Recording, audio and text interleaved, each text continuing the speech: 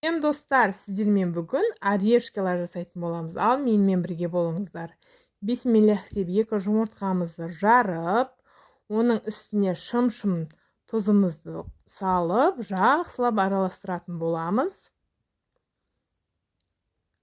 Жақсылап араластырған жұмыртқалық массамыздың үстіне қантымызды 2-3 бөлікке бөліп, бұны да ерігенше жақсылап отырып араластырып алатын боламыз.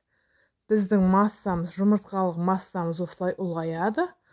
Одан кейін ерітілген сары майымызды құйып, бұны да жақсылап араластырып аламыз. Ұнымызды ситадан өткізіп, үстіне 1 қасық шай қасықпен разрыхитель салып, бұны да 2-3 бөлікке бөліп, қамыр илейтін боламыз. Бірінші осылайынан бенчиктің көмегімен, одан кейін қолдың көмегімен қамырымызды илеп алатын боламыз. Бізде өте жұмсақ, эластичный қамыр шығатын болады.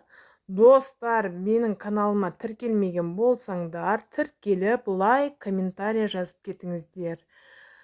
Сіздер қалай істейсіздер, оны да комментария бөліммен менімен бөлісе өтіңіздер.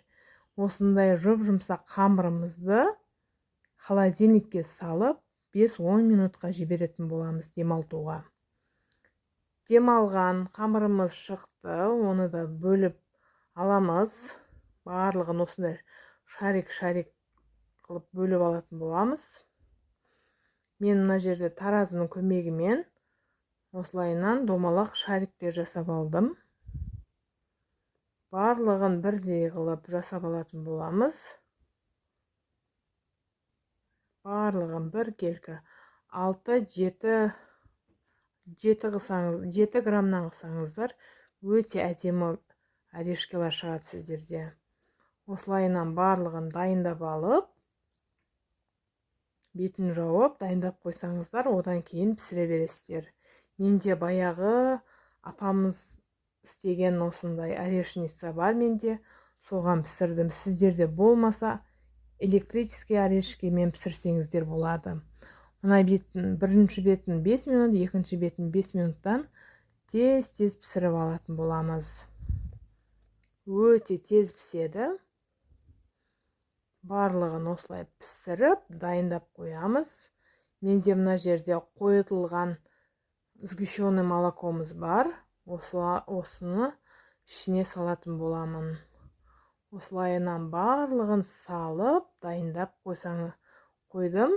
Өте дәмді шықты. Сіздерде жасаларыңызға мен кеңес беремін. Өте әдемі шығады. Осылайынан екі жағын толтырып отырып, бір-біріне беттестіресіздер. Менімен болғандарыңызға үлкен рахмет. Бізге ас болсын. Сіздер де жасап көріңіздер.